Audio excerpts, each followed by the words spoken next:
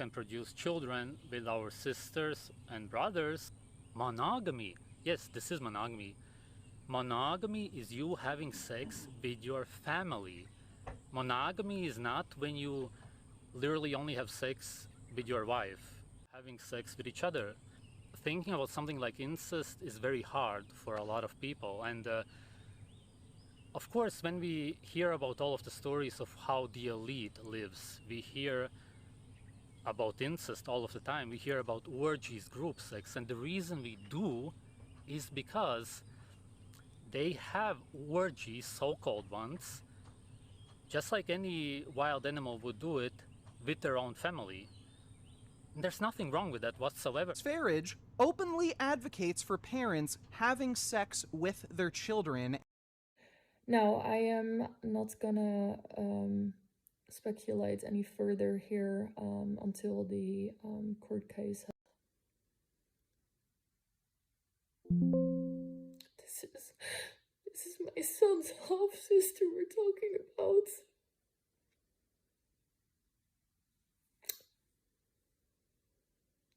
Something is not right there, and I know how far these people go. And it would really not surprise me if they do that to their own blood, because he already did. And she doesn't see her children as anything precious either, because she used her own daughter to commit these crimes against me and my son, which is his son. He already tried to kill his own son. Goatis Lagstins wants to appear to be things he is not. Aloof and cool about what you think of him, for example. Not only does he care, but he prioritizes appearances over reality. My image is more important than reality. Because reality, I have to face the consequences of my actions. Reality, I have to be accountable for the things I've said, for the things that I've done. But if I can live in a fantasy world, if I can live in a different sense of reality, a different aspect of reality, I don't have to be accountable to that. If I get pissed at someone, if I feel hurt and angry at someone, what kind of logic does my mind produce? Does my mind take a step back and be like, even though I'm pissed at them, maybe I'm the one that's at fault, right? I should really think about their perspective and maybe I'm the one who's screwing up here. Of course not. When you get pissed at someone, or more importantly, when someone gets pissed at you, what happens to their rational thinking? It justifies whatever the emotion is, right? When I get angry at someone, they did this wrong and they did this wrong and they did this wrong. And if anyone tries to argue with me, I'm going to be like, screw you. You're wrong, right? Why are you wrong? Because I'm angry. Which is especially ridiculous when you harm the reality and sell the image. You're the epitome of a slave. While sock puppets criticize Diane for speaking out about these crimes, or me for bringing what could be a landmark case to force the hand of social media to turn in criminals, Goatis Lagstins has spent hours, days, weeks, months, years online, writing on fake accounts to abuse his detractors and pump himself up in image, a false image, of one who hasn't a care in the world. In reality, he can't even go sit on the beach and film without fear. He is trapped by his consumption and addiction to a need for admiration of a mirage, a caricature. Real and natural are words that have been thrown around as a veil over the reality. Pierce the veil and see that they have not been applied to Goatis and Marina's real life in any meaningful way. A homestead? Nah. Going your own way and doing it yourself? Out in nature? Never. Name brands, hair glue, cell phones, computers, hotels, riding in cars owned by other drivers. Goatis is not in the driver's seat of his own life. Goatis is not in the driver's seat of his own life, including his mental illness that has been projected onto others in his videos for years. Take the worst one, the worst person that he's ever reviewed, and they are more of a man than he is. He allows his obsession, contempt, and bitterness to have the driver's seat. He hires others to drive to the scene of crimes he is wanted for orchestrating, not having even the courage to do evil without help, a cover, like the cover-up hairdo and filters in his videos, as he claims he's a free man who loves nature and doesn't care what anyone thinks. Adding a fake laugh at the end of a sentence only punctures the air with unhappiness, illustrating it in audible color. A belly laugh from one who can feel happy? That sounds totally different. Not unlike a woman with natural beauty looks so unlike a woman who may have paid to fix every flaw as best she can, but she doesn't shine. Dull, and even unpleasant, because something behind the eyes and the voice is detectable, unnatural, dangerous. If instinct doesn't tell you so, then diving into the pool of evidence certainly confirms it. Hey guys, so today I want to go over what their pathetic response to my objection to their demurrer was. Whenever I read one of these things, I feel two ways about it. On the one hand, I'm disgusted by the dishonesty and the verbiage, of course, but then at the same time, especially this time, I'm really proud because I can see some verbiage there that shows their fear. It's very thin. They're having a hard time at this point covering themselves on some of the law discussed. So let's look at this together. And notice the dates here. Just can't help but notice January 6th, Department 66, ew. And they moved the department to put it there. I will say, might be meaningless, but definitely creepy. And it's only 13 pages long. So my objection was quite a bit longer. And I took their own case law and turned it around on them in a very clever way, which you can see at one point they have a little trouble. It's dishonest even the way that they try to go back into that and flip that back around, but I don't think they successfully did that. But here's the case law they're using, and I'll go over some of it. So let's get into it, and when I share my screen, you'll be able to see the whole page. I won't have to do any, fancy stuff to hide anything, and why is that? Because the judge agreed with me that this was a dangerous case for me due to Goatis elections, or Goatis, Sv3rige, and Marina Abdullah, or Primal Bell, and Prussian Society of America, their little, flying monkey who threatens people, that these people were so dangerous that I'd been directly named, that sock puppets are threatening me and whatnot, that I had a right to, and I have a right to bring this case also. You have to have all those elements, and I have legal standing to protect my information and to bring the case. They agreed with me, and they went through the rigmarole of redacting all of that info. They don't normally do that. So that's number one. Reply of respondents Google LLC and YouTube LLC in further support of demurrer to second amendment petition. So they filed their demurrer, and I filed an objection, and then this is their response to that objection, my arguments. They're counter-arguing, and they don't do a very good job. We're talking about 30-something pages where I use their own case law and flip it on them and show them how it actually shows some of the opposite of what they were trying to assert. So they do their best here, but it's pretty thin. So this is their case law, and some of it's a rehash. We've been over a little bit of this too. I won't go over every single thing, of course, but enough, and then this is publicly available for people to read. I'll post the links in the description of the video. But Barnes versus Yahoo, I went over that with you guys. I believe I touched on Barrett versus Rosenthal. It's been a while since I did this, like back in November, or actually the end of October, I believe. Doe versus Internet, Gentry versus eBay, Gonzalez versus Google. I've been over to some degree several of these, and it shows some of what they're asserting, but the part that I'm asserting is the important part for this breach case. So, and it was their own case law. Some of it showed very different things from what they were intending to show. I think they might have handed it off to their paralegal, who is the one who filed this, who also got the date wrong of when I filed my case. They were putting October 14th, and it was October 16th. So, when you can't even get the date right, you might be paying too much for your attorneys. So, and 47 U.S. Code, Section 230, that's the thing we talk about all the time, the Section 230 protections and whether they apply here or not, and all the exceptions to them in ways in which they fit the bill for having those exceptions applied to them where they don't have immunity. And the Bain Act is something that I brought forward in my objection and in my second amendment petition. So in their introduction, they want to be sustained, and they want me to be dismissed with prejudice, meaning I can't bring the case in the future. Except even if that happened, I would be able to appeal. So in my opposition, I maintain, they say, that I should be permitted to circumvent the protections of 230 based on conclusory allegations that an exception would apply to her claims. They do. So, rather than address the arguments that the respondents raised as to the many deficiencies in my claims, I repeat my argument that they are engaging in content moderation and that somehow exempts them from 230 immunity. That's not exactly what I assert, so they get that quite wrong. And content moderation is one thing. Profiting and selectively enforcing are aspects of content moderation where the courts have ruled that Section 230 can be circumvented, and they do that in this case, as you guys all will know. So I have it backwards, supposedly. Content moderation is not an exception. Now, in and of itself, it wouldn't be, but of course, they're leaving out that that's not what I said. It's the very thing the statute was designed to protect. Yeah, when it comes to things that are subjective, but that's why there were other laws added and other things stated very clearly in statutory law that are the exceptions, and this fits the bill on all of them. Ultimately, my claims are all premised on my attempt to hold that the respondents are liable for the conduct of third parties. Nope, that's another way of speaking in a very gaslighty way. I'm actually trying to hold them liable for their conduct.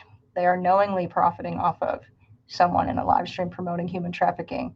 They are knowingly hosting someone and profiting off of their content as they are able to contact minors, able to be contacted by minors, able to interact with people after they've made calls to action for crime, calls to action for child sex abuse, and they've shown a missing and endangered child on their channel. Real different, huh? And they've also suppressed our content in favor of the content of the fugitives while not suppressing their content, even though they violated every single aspect of the contract that can be violated in all the very ways that take away Section 230 protections. So this fails. She says, yeah, if that's what I did, it would have.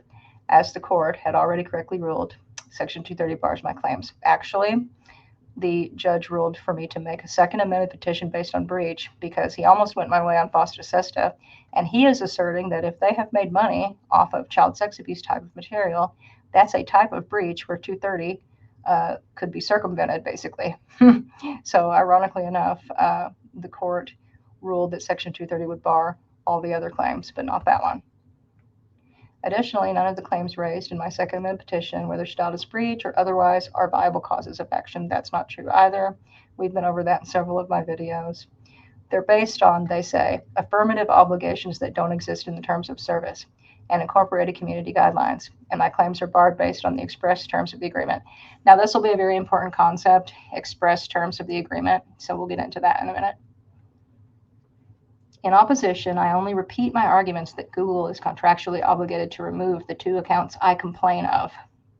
She complains of, do you see this, that they can't even write properly? I mean, who spent how much time on the damn thing? They just handed it probably to the janitor to go ahead and, go write something up for us. As the Google respondents explained in the dimmer, petitioner's theory is fatally flawed, and her latest attempts to recast her deficient allegations under new names is unavailing. This is bullshit. The allegations weren't deficient in the other pleading.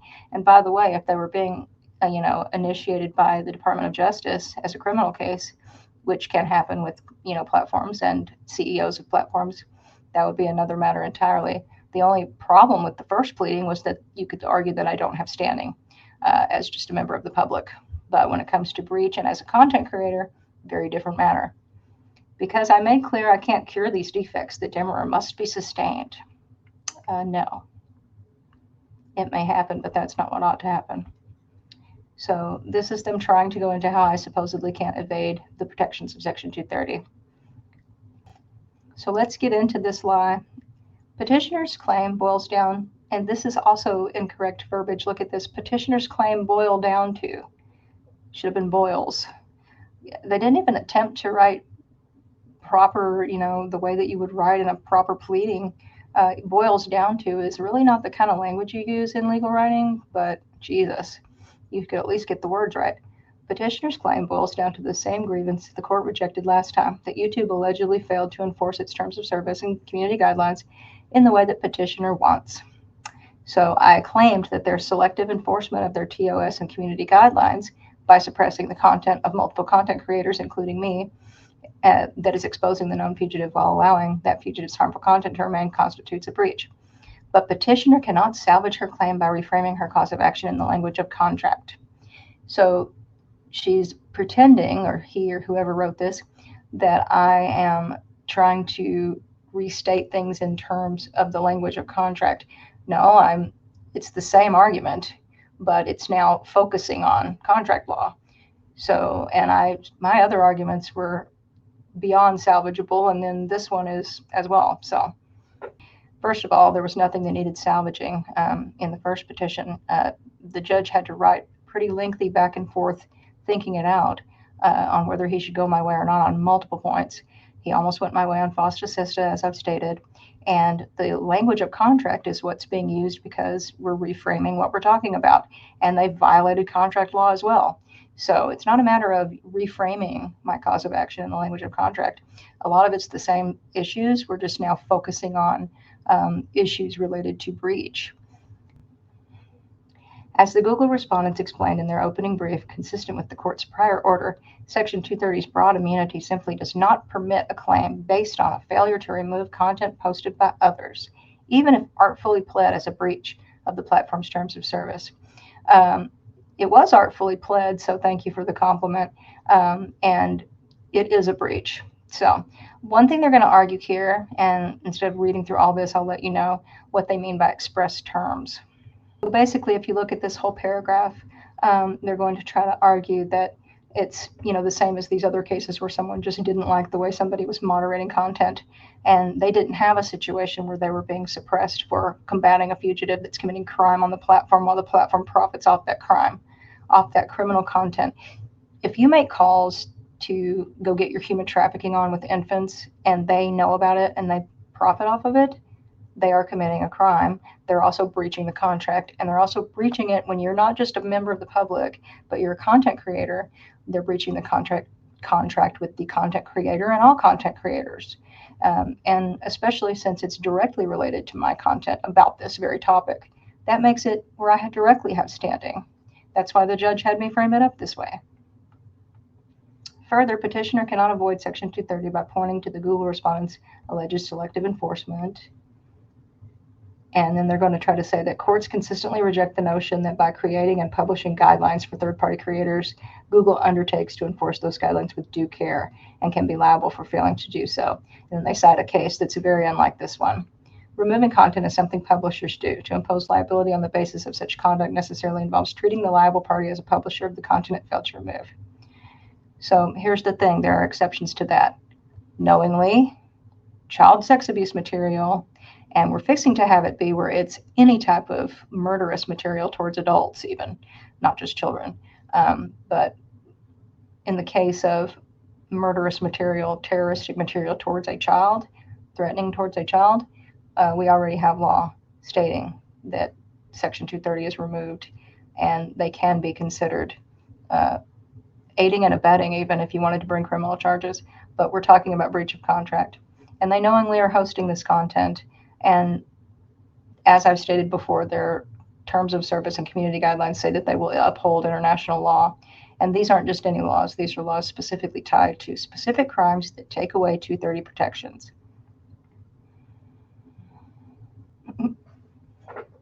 Petitioner's allegations are all based on content that third parties created, developed, or uploaded to YouTube. She does not plausibly allege any facts that the Google respondents developed or materially contributed to the purportedly objectionable content. Wrong, because we're going to get into how they profited off of it. Rather, petitioner's primary complaint is that YouTube allegedly allows them to remain despite her purported complaints. That clearly implicates Section 230 immunity. She means implies. God, this is so badly written, which is only limited enumerated exceptions. And then they cite sections of the code. They fit all these enumerated exceptions. I've been over some of them already in this video. Petitioner cannot plausibly claim that any of those exceptions applies here. They mean apply here. Once again, was this written by Prussian? You got to wonder, did they hire him to do some writing? His blog is full of boombies like this. Jesus Christ, save us all. Okay. Further, I can't attribute liability for third-party content to the Google respondents simply because they allegedly failed to take down certain accounts after being made aware of their purportedly objectionable content. As the court previously acknowledged, binding California law has rejected the idea of imposing notice-based liability to internet service providers who don't remove content after being provided notice of its allegedly objectionable nature. There's no notice exception to CDA immunity. So let's look at that.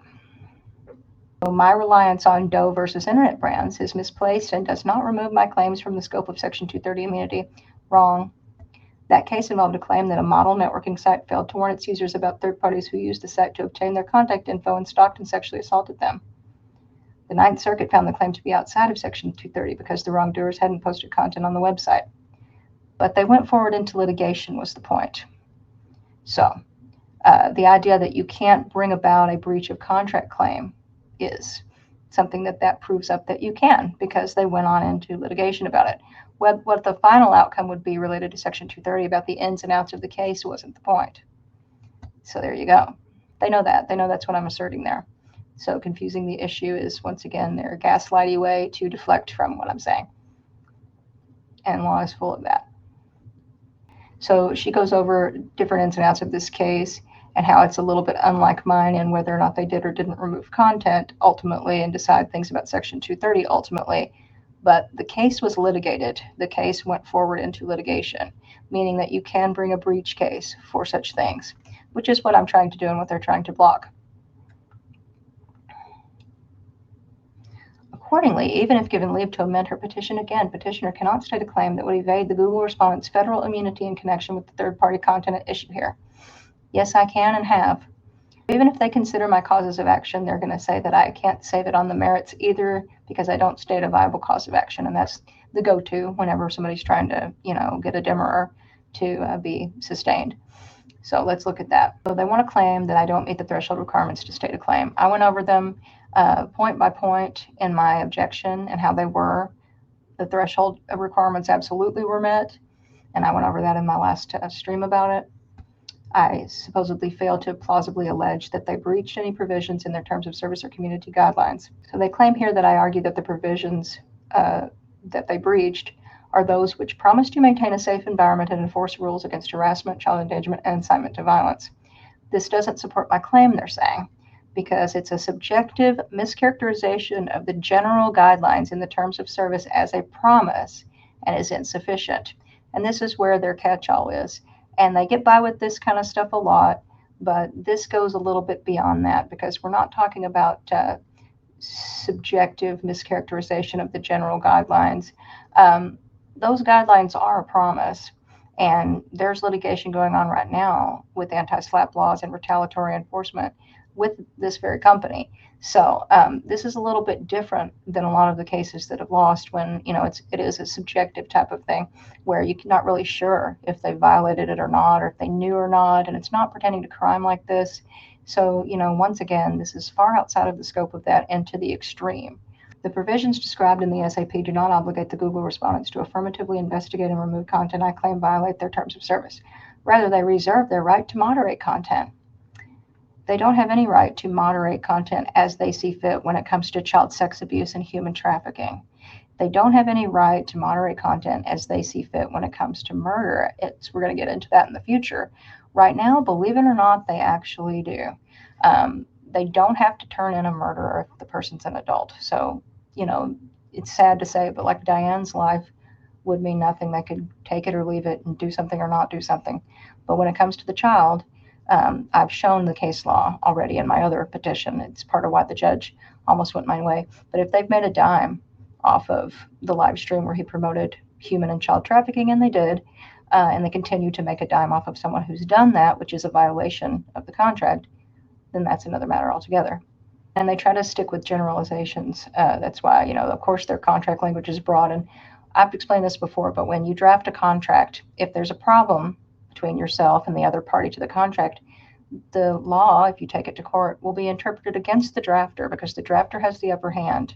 And when they have such an upper hand like this is an adhesion contract, if ever I saw one. But even at that, they violate it. They clearly violate it. And they violated it in more than, it's not just a general term where we're not sure if they violated it.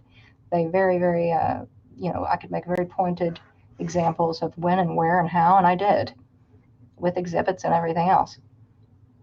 And it's such an egregious violation when you compare the moderation of our content with the moderation of theirs, and the fact that we're talking not just about regular subjective things where you're not sure if they should have or shouldn't have done something. The very exceptions have been met. And then the Yahoo, we went over Barnes versus Yahoo in my other video because it's part of my objection. It was one of the cases they used, and I used it back against them. A general monitoring policy on part of an interactive service does not suffice for contract liability. Even if that was the ultimate decision in that case, doesn't mean it would be in ours. And furthermore, they litigated the case, was the point. And I cited all the ways that case isn't like this one, which you can watch the other video if you'd like to see that. So let's get into selective enforcement. They think that that fares no better, my citing that their selective enforcement is a breach of contract. Well, suppressing there's my verbiage there. Even accepting my vague allegation of selective enforcement as true. Now, we can give exact examples of selective enforcement, including the very videos, and the fact that they don't cite why they were removed. And they'll claim they don't have to, but when you show them that you've been lied on by a criminal and that the lawyer that was helping do it dumped the criminal, and then you can see that they have upheld every complaint they've ever made against, including his acid attack victim, in censoring her videos and mine, and been really punitive about, like, if there's an image of Jazz's booty, they'll take that video down, etc. But when it comes to leaving him up, they do that, even though they've been now shown examples of him on video scamming his audience. And they know it's a scam because they know whether or not they actually took the Sv3rige channel down or not. And they know he was trying to get somebody to create a website for him and getting donations. And they know that Diane has written them an affidavit stating he beat the hell out of her and then raised money in a scam, claiming muggers did it, and that she is now in hiding. They know that too. They know there's a court case. They've seen the trial transcript of Ilias's trial. They know there's a court case about her being acid attacked and beaten and that he's wanted, and they've seen the warrant, and that Primal Bell is wanted too. But they know he makes money, and they know they make money off of him. They've seen the little girl on his lap, and they've seen all the videos of him talking about doing things to your baby girl and saying explicitly that he is doing things to that baby girl, and they don't care. So that's what this is really about. So does any of that sound vague to you about what I'm stating? Vague allegation of selective enforcement. Even if it's true, though, as they say, such conduct is plainly within their rights to moderate content. Nope, they explicitly, because of the type of content we're talking about, fall outside of their rights to do so. This is not a vague matter that is ambiguous in any way. Petitioner has not pointed to any provision that obligates them to make my content available or take down the videos I disfavor. So he took them down, YouTube and Google, because he knows they show him committing crime on the platform. You idiots. So I hope we get into this, because that's what I'll be saying, except I won't say it that way. But that's the facts. So disgusting to read that lie and all these lies. As the Google respondents explained in the opening brief, the community guidelines provide further guidance to users about what kind of content they can share and the types of discretionary actions they may take with regard to content posted by others. So basically, the whole thing they're going for here is that they don't really have to ever do anything. And they've written the contract that way to protect themselves. We know that. And in one way, I think that would be fine when it comes to things that are more ambiguous and politics and different things that some people find objectionable versus things that, when you're talking about such not a blurry area at all of what anyone that's even remotely decent finds objectionable, that it's into the social media law now already that you can't do it. And the one thing that society has agreed upon, even though we want platforms to be able to host any and everything so people can have freedom to speak, but the exception to that would be hurting kids sexually. The exception to that would be trafficking human beings. Children or not children, but in his case, children is what he's talking about. And the exception would be murdering or terrorizing a child. And now we're going to extend that to there being an exception to terrorizing or murdering adults, as it always should have been. And because of the ECHO Act and other laws being passed, it's going to be. And it's going to be very soon. It's already partially passed as of just last month. So, the House of Representatives are on board. And when we get this through, it's going to take a little while. Things will change. My case came before that act. So I'm going to bring that up. They'll probably try to shut me down in bringing it up because it's not been passed yet. But it is sometimes allowed. It's worth mentioning because it means that I can show that things are shifting, that this is what we already have, what we need. But this is on the forefront of being changed to go even further. So if you act in the manner I'm asking you to act in, it's in accordance with what is already clearly what everybody wants and is already happening and about to happen. So because I add some new factual allegations, they're trying to claim I can't do that, but I actually can because these things just happened. And they go along with, I just now had knowledge of some of it. And they don't need to cure any deficient claims because there aren't any deficient claims, but adding just further illustrates the fact it's like taking a black and white movie and putting it into bright, bright color. So that's the gist of that. And this is the second today. So I'll upload this on the 3rd. And the 6th is when we're going to have our hearing. I actually have my appointment about my surgery on the 6th in the morning. And then this hearing will be at 1:30. I'll be glad to get it over with. But at the same time, I feel two ways about it. I really want something to happen with this. But I do know that even if it doesn't, we're in the right, and I do believe that we will do something with this. I would appeal. I'm going to try to get more eyes on this. I'm sort of limited on time, what with the way that I work and the fact that I'm going to law school. This kind of inspired me to do more because I really do enjoy what I do, and I want to do things like this. Except right now, I'm working in something that is a little bit different but similar, really. Getting into med-mal and working to protect people from other types of harm. So it's a cool profession. I like it. And that's why I wanted to also touch on what a slave is and it's not, I do think that people having to work like dogs just to have their basic needs met is wrong. And to only be able to enjoy life when they're at the very end of it is just sick. But Goatis Elections doesn't give a fuck about that. He'll use that to try to rope someone into listening to him, but he's more than happy to take from Annette what's rightfully hers, and not just to have his needs met, but he has excess of his needs met. And he gets off on not only, getting things in a nefarious way, he doesn't even do anything good with the things that he has. And he not only doesn't mind hurting someone to get those things, but he enjoys hurting them. That's part of the thrill. It's not just a matter of, there are people that would rob a store so they could eat and get what they need, but they don't particularly like that they did that.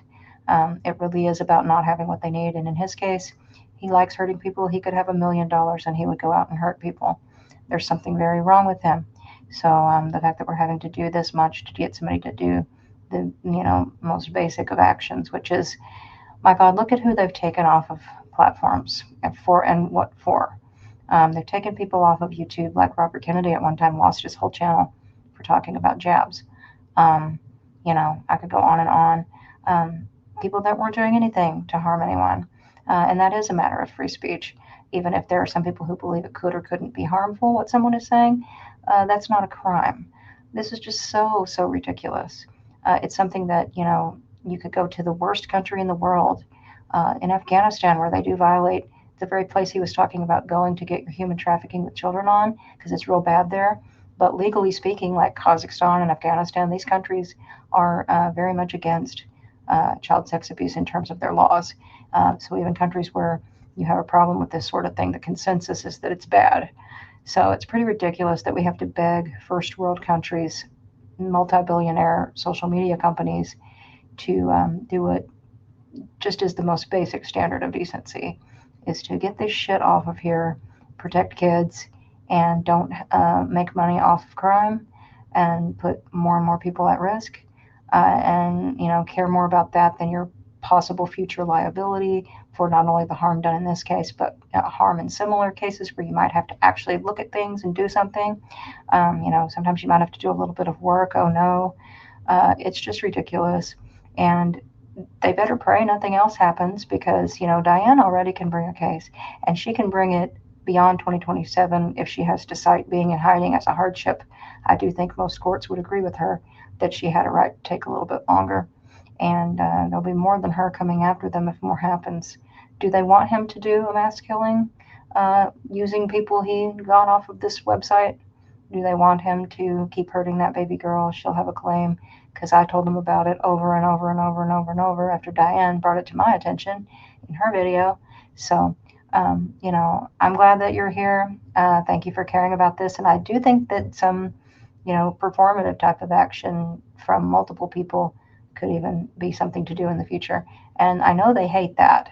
But yeah, if they want to play it that way, we're just going to keep on and on. There's a lot more we can do, and we will. And the law will be on our side in the future, more even so than it is now, but it is right now, and I believe I can prove it. So I'll try my best on the 6th, and I'll make a video about what happens. So thank you for being here. Everybody have a good weekend. Bye-bye.